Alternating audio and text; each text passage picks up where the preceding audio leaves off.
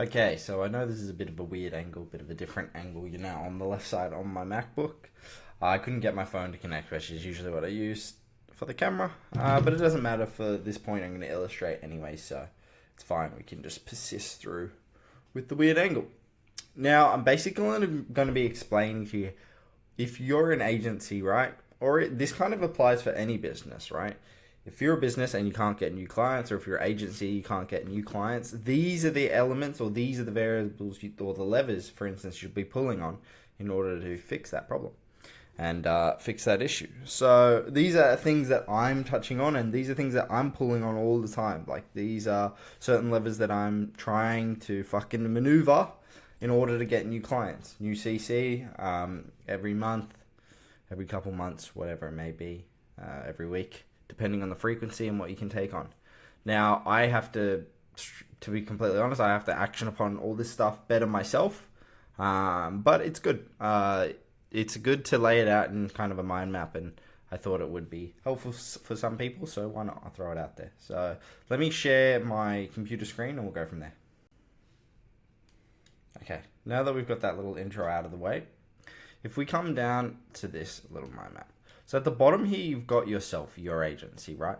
These are the elements or the levers that you should be pulling on in order to get this inflow of clients. Imagine clients start up here, right? These are the clients. They eventually then get funneled into these channels, okay?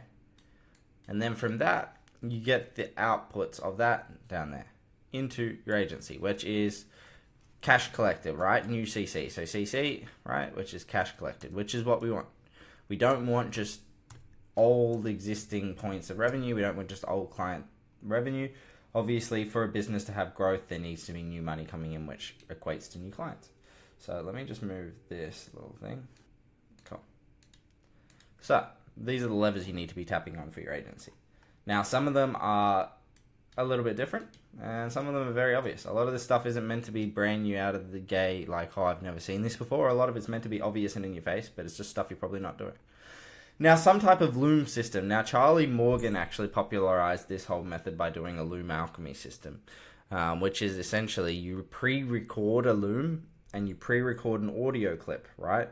Or you pre-record the audio clip. And what you do is you pre-record some type of, or you get a VA to basically come onto a website. So let's say, for example, Nike.com, okay? Can't find .com. So you come to Nike and you scroll down, and then you have your audio just playing over a pre-recorded audio. You just click play on your screen and it looks like you're looking through the person's website, okay? You make it very generalized. And you want a VA running this and recording those custom looms, right? And you send about 50 to 100 of these a day. Well, obviously, you want to send as much as you can, but you want to cap everything to about 20 messages per, 20 emails per inbox. So this is where you use something like mail scale, and you can get 15, 20 inboxes, and it can be sent out perfectly. This is where you get something like mail scale. If you need to up that deliverability, you'd obviously get the lead source from some type of lead sourcer, but you just want to make sure they're quality. I've spent money, hundreds of dollars on shitty lead sources, so you just have to find someone that's good and then stick with them. And then from that point, you send the loom and you send about 3, 4, 5, 6 follow-ups. Now, follow-ups is very, very important. Usually, even me, I don't respond to the first, but I'll respond to the 5th or the 6th one if the person keeps messaging, just because they're annoying at that point. And then you funnel that person into a Calendly, and your Calendly hopefully has a qualification section where you ask 10 to 15 questions, right? Qualifying what their revenue numbers are, etc., etc. Now, if a company or a business is below 10,000 per month in revenue, you probably shouldn't take them on, only because, let's say your service fee is around 2,000 to 3,000 per month, and their revenue is 10,000. They're probably only profiting anywhere between 3,000 to 5,000 if they're very good, and a lot of times it's even less, 1.5, 2K. So they can't even afford your fee a lot of the time. So I wouldn't work with anyone below 10,000 per month in revenue. So automatically, if that's a qualification question, you would not take that call. And then from there, let's say they qualify, you then get on a call. Now you can do a 1 or you can do a 2 call close. So you can do 1 or 2. Now, usually, and I've seen this happen with a lot of people, is they do a one call close completed, right? Or I've seen they have the first call, they answer all the questions, they say, look, I'm going to go away, I'll devise a plan, this, that, we'll figure out a price, it's going to be different. And then on call 2 is where you sell them, and that's when you close payment, and then you send them over the onboarding form. Now, onboarding forms are just hosted on like Google Forms. It's very simple. And then that's new CC for you. And that's one channel that should run automated. Now, the whole goal of all these, I'll actually mention that, is to have everything running basically without your input. So you hire a VA to run this whole system. Obviously, once you've recorded the audio, once you've recorded the video, etc., running this whole system, letting them run the inbox, letting them run the emails, kind of an inbox manager, right? And VA to record and do all this. This system should be completely outsourced. And then you go into the second one, which is cold DM on either Twitter, Instagram, LinkedIn. You can do all these platforms. And obviously, the more you do, the better it's going to be, okay? Because it's basically a volume game. So you can figure out how to do that. But this is another one you want to be touching on. And cold DMs, yeah. So with DMs, you want to just genuinely provide value. Say you're running this yourself, right? Actually do a little bit of research on the person you're reaching out to.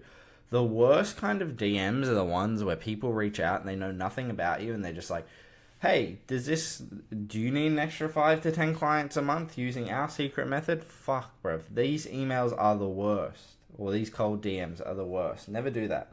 Be like, hey, X, I saw you had this business. We help X business very similar to yours. That's a little bit better. I've seen the best results with one-liners, like one sentence. And my thing's been, okay, we manage X amount in revenue. Notice that you aren't doing XXX. I would love to help you out for free where I can. And if it literally comes to me working for them for free, I really don't care. A lot of the time you end up building good relationships with these people. And then you can touch on this lever over here, which is the referral level, but we'll cover that in a second. And then, yeah, obviously value DM, Loom video explanation. If they need further explanation, you just record this yourself. This is where you do a little bit of manual labor, but you can have your VA run the rest of this, and then you just record the Loom videos, and then Calendly qualification call, close payment. And yeah, new CC. There's a new client onboarded for you there. And then here, you've got meta ads. Usually you would run your meta ads, and then the only thing that's annoying with meta ads is having to find a short form editor. But once you can do that, once you find someone good, once you've found someone efficient, once you've found someone decently priced, right? A lot of these fucking people that edit have sky high prices, like it's astronomical. They'll charge $100 US like a minute, which if you're getting 6 ads made, it's $600 US for those, like, and then you don't even have the guarantee that it's going to work, which is fine. It's like a risk you take on as a business owner, but I feel like those prices are too steep. So I find someone between the $20 to $50 a minute range is usually better. And then, yeah, so you would test your meta ad strategy. From meta ads, you can either run it to like an opt-in form, so like a lead form just on Facebook, or you run it to like a ClickFunnels page where you have some type of VSL video, free content, collect emails, and from the collection of emails, then you can nurture and then book calls. So it's really, really solid. So somebody can come through the funnel automatically and just opt in, Calendly qualification call, close payment right there. Or if you get their email through the squeeze page on ClickFunnels, you can then, show them the thing, nurture them up like that. If they then, for whatever reason, click off, you have their email and then you nurture them 1, 2, and then you get a call that way, close payment, which is very, very solid. This is probably the most solid, best way of getting clients, which is meta ads, especially for our industry. And then you've got cold email. So you definitely want an inbox manager VA running this, but you'd figure out your 6 scripts for cold email. Obviously you want them tested. You want to be able to reiterate these. But yeah, you want to be sending about 10,000 per month. So if we look at 10,000 per month, 10,000 divided by, say, a 30-day month, you want to be sending around 333 a day. So you need to figure out 333 divided by X amount of fucking inboxes, so you're sending 20 per inbox, if that makes sense. So you need to sort that out, which you would use MailScale for this exact method, which you can see here. So you would source leads. You would obviously need around 10,000 per month, so you'd figure out the cost of that. You need to know the cost of everything so you know whether it's profitable. It's a profitable channel of getting a client, which usually it would be, especially if you're charging decent prices, but you want to be always watching your numbers. And then from there, you obviously use MailScale to get the inboxes, and then SmartLead to send out the actual emails. And then from there, you just send it out, and you have your VA again managing this. You manage your SmartLead. You have your VA managing your SmartLead. And then basically it goes through SmartLead and it nurtures, right? You'll send 5 or 6 nurturing emails to cold. And then basically, again, the same thing. SmartLead will then send them back to Calendly. And then it'll go to Calendly questionnaire, which is the qualification, then call, close payment, onboarding form. That's another one you can push on. Another one's very important. And I could have also added in YouTube, like, because it's personal brand. But let's just say, for the start, you're just starting on Twitter, okay? And Twitter's very, very solid. This is a lot of agencies' main acquisition channels, which is Twitter. So you start a Twitter account, right? You then build out your whole bio, your whole character, your whole Twitter around what you do. So let's say you're a Facebook ads agency like me. You would then build out your whole character, your whole Twitter profile around that. So with that, you want to be providing 2 to 3 value posts per day, meaning things that people can actually action upon that might bring them results, like stuff that's actually important. And then from that point, you then go out and you do a lead magnet once per week. Now, a lead magnet is some type of file, some type of, something that they can walk away with and actually action upon. Now, I can show you one of the lead magnets that I did recently, though, really, really well, which is this. I did a basically mastering meta ads index file, which gives you YouTube channels to watch, courses you should buy, podcasts, Twitter accounts to watch over, anything you need to learn. Now, this got 11k insights, right? It got 75 likes, 62 reshares, 105 comments. Now, this went very, very solid for me. I think I gained 150-ish followers from this. So that's a very, very good lead magnet, and that was my one for last week. So that helps you grow. These really, really, really help you grow. And then you can link them to other forms, like the Facebook ads. You can link them to another squeeze page, some type of ClickFunnels squeeze page, where you're then getting their email. So you then have their Twitter, and then you have their email, and then you can nurture up like that. I don't do that, but something you could definitely do. Now, you want to link these to these programs, right? So then when you're setting up these lead magnets and people comment, it automatically gets sent out, so you avoid bans, this, that. That's not something I've done, but it's something you definitely need to do. Very important. I'm getting mine set up as we speak. And then from there, you link them slowly and build up rapport, authority, and then the end goal is to get them on Calendly questionnaire to make sure that they're qualified, right? And then call, close payment, onboarding. Now, whether you do a 1 call close, 2 call close, again, is up to your discretion. Once you have, say, 5, 6, 10 clients, right, come through here, what you then want to be doing at your agency is provide good results. And then once you've provided good results for your clients, say in the first week, 2, you can ask quite soon, or even month, right? You can then ask for a referral. Hey, do you have anyone that needs this type of services? I know we've added an extra $50,000 a month to your bottom line. I know it's been very great. You're super happy. Do you have anyone else that needs this? Come on. You can even say, like, I'm making you money, you're making me money. Let's continue this business relationship flourishing. Do you have anyone that you want to help make money? And that's like a referral thing. I'll give you a little bit of money for your referral, for your time, and you can pay them all the way up to 50% for the referral for the first month. So yeah, it's quite solid. So yeah, you can always pay.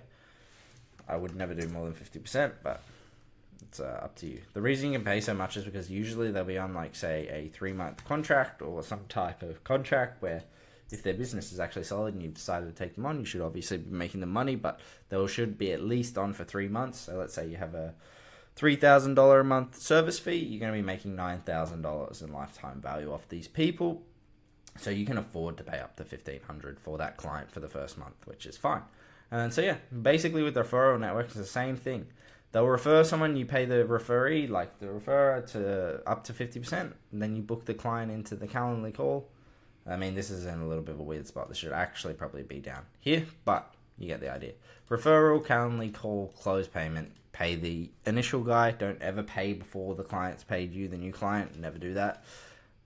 Oh, it's already down the bottom. There you go. So my mistake. And there we go. And then onboarding call and form. And then that is some of the main acquisition channels you really be focusing on. Now, I know you can add other ones, which is like you can add YouTube and all this kind of stuff. But once you have all these really, really, really dialed in and managed for you, you should have a very solid acquisition channel that's bringing you in a lot of calls, a lot of calls. And you just slowly go through and tweak every one of these entities on their own. The Loom system will have their own metrics. This will have its own metrics. This will have its own metrics. This. And the only one that probably won't have its own metrics is referral, but you should definitely pull on it. It's probably one of the stronger ones. Anyways, hopefully that helps. Hopefully that helps fix your kind of flow of clients in your agency. Like I said, it's something I'm going to be actioning upon more myself.